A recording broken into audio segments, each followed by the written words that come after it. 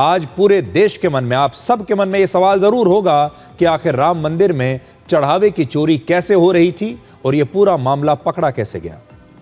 तो यह पूरी कहानी इन 8 आरोपियों की गिरफ्तारी में छिपी हुई है जो राम मंदिर में चढ़ावे की गिनती करते थे। तो सोचिए, जिन लोगों पर इस चढ़ावे की सुरक्षा की जिम्मेदारी थी, इस चढ़ावे को संभाल कर रखने की जिम्मेदारी थी, वही लोग इसकी चोरी करने लगे। इन पर आरोप है कि चढ़ावे की गिनती के दौरान ये आरोपी नोटों की गड्डियां चोरी करके काउंटिंग रूम के पास ही बने एक बाथरूम में छिपा दिया करते थे और बाद में मौका मिलते ही नोटों की इन गड्डियों को वहां से निकाल लेते थे और फिर वहां से ले जाते थे। राम मंदिर में जो दान आता है, जो चढ़ावा आता है, उसकी गिनती 2 शिफ्टों में होती है और कुल मिलाकर 20 कर्मचारी इसकी गिनती करते हैं और इसकी सीसीटीवी से रिकॉर्डिंग भी होती है, क्योंकि जहां ये गिनती होती है, जो काउंटिंग रूम है, वहां पर सीसीटीवी लगा हुआ है। लेकिन इसके बावजूद भी ये चोरी रुकी नहीं, चोरी चलती रही। पिछले 2.5 वर्षों में चढ़ावे की गिनती करने वाले कुछ खास कर्मचारियों की जीवन शैली अचानक से बदल गई थी। इन लोगों ने प्रॉपर्टी खरीदनी शुरू कर दी, इनके लाइफस्टाइल इनका बदल गया, महंगे कपड़े पहनने लगे, कलाई पर महंगी घड़ियां, महंगे फोन। यानी इन्हें देखकर किसी को भी यह शक होगा कि इन लोगों के जीवन में कुछ तो ऐसा हुआ है जिससे इनके पास रातों रात इतना पैसा आ गया, और इन्हें देखकर लगता है कि इनके पास पैसा आ रहा है। और इसी बदलाव से इन लोगों पर शक हुआ और फिर इस चोरी का भी खुलासा हुआ जब जांच की गई। इस पूरे मामले का मुख्य आरोपी यानी मास्टरमाइंड रमाशंकर यादव है। इसे लोग टिन्नू यादव के नाम से भी जानते हैं। एक दिन पहले ही यूपी पुलिस रमाशंकर यादव को गिरफ्तार कर चुकी है। रमाशंकर यादव ही राम मंदिर में दान पात्रों की देखरेख करता था और उन्हें गिनती के लिए बेसमेंट तक लेकर जाता था।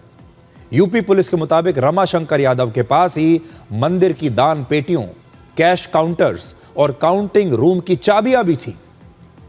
रमाशंकर यादव पहले चंपत राय का ड्राइवर हुआ करता था और उनका बहुत करीबी व्यक्ति माना जाता है। चंपत राय का विश्वास पात्र होने की वजह से राम मंदिर में रमाशंकर यादव का काफी प्रभाव था। वर्ष 2024 में राम मंदिर की प्राण प्रतिष्ठा के बाद ही रमाशंकर यादव मंदिर के रोजमर्रा के कामकाज में शामिल हो गया। राम मंदिर के मैनेजमेंट में रमाशंकर यादव की इतनी पैठ थी कि इसके आदेश पर मंदिर में दाखिल होने का पास भी जारी हो जाता था। कहने को तो रमाशंकर यादव की सैलरी सिर्फ 20,000 रुपये महीना थी, लेकिन इसका लाइफस्टाइल लगातार बदल रहा था। इसकी कलाई पर महंगी घड़ी होती थी, जेब में महंगा फोन, और अब यह हमेशा अच्छे महंगे कपड़ों में दिखाई देता था। आरोप है कि रमाशंकर यादव ने चढ़ावे की चोरी करके करोड़ों रुपए की प्रॉपर्टी खरीदी। रमाशंकर यादव की पत्नी पूनम यादव का हालांकि ये कहना है कि ये सारे ही आरोप गलत हैं और ये जो बयान है ये रमाशंकर यादव की गिरफ्तारी से पहले का है। लेकिन आज आपको पूनम यादव का ये बयान, उनका पक्ष भी सुनना चाहिए। सब निराधार है, एक फंसाने की साजिश, ऐसा कुछ भी नहीं है। कोई ठोस सबूत है किसी के पास?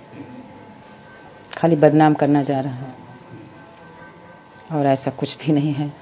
बताया जा रहा 50 कमरा है, हॉस्टल है, होटल है, लग्जरी गाड़ी, ऐसा कुछ भी नहीं है। यहाँ तक कि कह रहे घर से सोना लेके निकले। जी ऐसा कुछ भी नहीं। गया होता तो मैं तो चिल्लाती रोती ना कि मेरा चला गया, ले गए। ऐसा कुछ नहीं, कोई भी नहीं आया। बताया जा रहा इनकी छवि को गंदा किया जा रहा। 15 दिन से हम लोग कितने तनाव में हैं, मानसिक तनाव दिया जा रहा है, यही सारी चीज़ें हैं। जो मकान पे बताया जा रहा है, मकान मेरा 2008 का वो खरीदा है। राम मंदिर फैसला आने के पहले 2015 में बन गया है वो जी। और जो मेरे पास है वो सब पारदर्शी है, कोई घोटाला कोई कुछ मैंने नहीं किया है। तो पहला नाम जो आरोपी है वो हमने आपको बता दिया। दूसरा नाम है लवकुश मिश्रा। ये भी चढ़ावे की गिनती किया करता था और सूत्रों के मुताबिक एसआईटी को इसके घर से 10 लाख रुपए कैश, 10 लाख रुपए नकद मिले हैं। पिछले कुछ वर्षों में इसने कई प्रॉपर्टी खरीदी और वो अपना नया मकान भी इस समय बनवा रहा था। लवकुश राम मंदिर में नौकरी मिलने से पहले एक कार मैकेनिक का काम करता था और अब ये भी आरोपियों में से एक है। तीसरा आरोपी है अनुकल्प मिश्रा। इसका काम था दान पात्र में मौजूद नकद रुपयों यानी कैश को गिनना।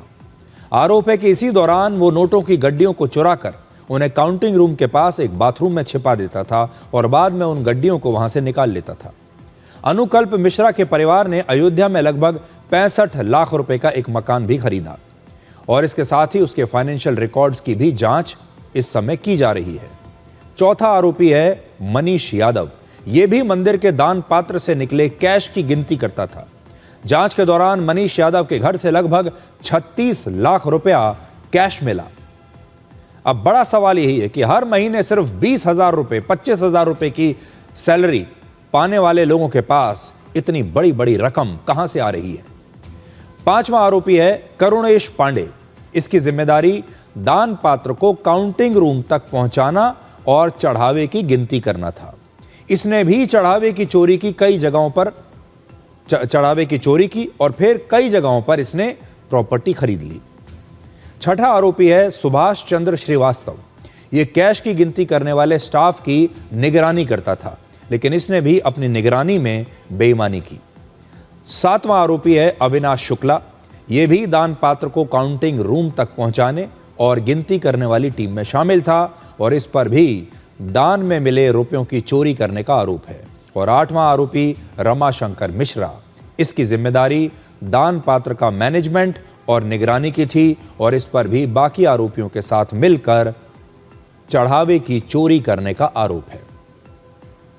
अयोध्या की एक अदालत ने इन सभी 8 आरोपियों को 29 जून तक के लिए न्यायिक हिरासत में भेज दिया है। इन सभी आरोपियों के पास लगभग 28 लाख रुपए हैं। इनके खिलाफ जो धाराएं लगाई गई हैं उसके हिसाब से इन्हें 3 वर्ष से लेकर उम्र कैद तक की सजा हो सकती है। एक नई बात यह है कि इन 8 आरोपियों के अलावा चढ़ावे की चोरी में लगभग 5 से 6 स्टेट बैंक ऑफ इंडिया यानी SBI के कर्मचारी भी शामिल हैं। इसका मतलब है कि अभी और लोगों की गिरफ्तारी भी हो सकती है और ये जो पूरा नेटवर्क है, जो पूरा जाल है चोरी करने वालों का, ये महापाप करने वालों का, ये इससे भी कहीं ज्यादा बड़ा हो सकता है। जो ये अयोध्या राम मंदिर जो ट्रस्ट है, जो मंदिर है, वहाँ जो ट्रस्ट है, जो वहाँ दान पात्र लगे हुए हैं, जो वहाँ के श्रद्धालु आते हैं, जो भी आते हैं देश दुनिया से आते हैं, उनके द्वारा जो धन के रूप में, आभूषण के रूप में जो उसमें चढ़ावे उसमें होते हैं, उसमें ट्रस्ट कर्मी द्वारा उनके चोरी, गमन और भ्रष्टाचार के मतलब साक्ष्य सामने आए थे, जो पुलिस को जो है मतलब प्राप्त हुए थे इनपुट, और इसमें SIT द्वारा जाँच भी की गई थी, मतलब उसमें की गई थी। उसी के क्रम में जो FIR हुआ है, इनका रिमांड लिया गया है और ये जो है रिमांड के क्रम में इनको जेल भेजा जा रहा है। उसमें लगभग 8 लोग हैं जिनके नाम क्रमशः अनुकल्प मिश्र हैं, करुणेश पांडे हैं, मनीष कुमार यादव हैं, लवकुश मिश्रा हैं, रमाशंकर मिश्रा हैं, अविनाश शुक्ला हैं, रामशंकर यादव उर्फ टिन्नू हैं, सुभाष श्रीवास्तव हैं। 8 लोग हैं। अज्ञात काला में अभी विवेचना के क्रम में विवेचना जारी रहेगी। अब मास्टरमाइंड, अब ये विवेचना का विषय है। अभी पूरे ने ये रिमांड जो है, रिमांड प्रथम दृष्टया दिया, पैसे 79,85,493 रुपए का बरामद हुआ है अलग अलग अमाउंट के रूप में अभियुक्तों के पास से। जुर्माना अभी नहीं, ये तो जजमेंट के स्टेज पर लगता है। अभी तो केवल सबसे ज्यादा पैसा ये विवेचना का विषय, क्योंकि हम लोग अभी एक प्रथम दृष्टया रिमांड कराया गया है, इनको दोषी पाते हुए जो रिमांड करा दिया गया है। आगे विवेचना जारी रहेगी।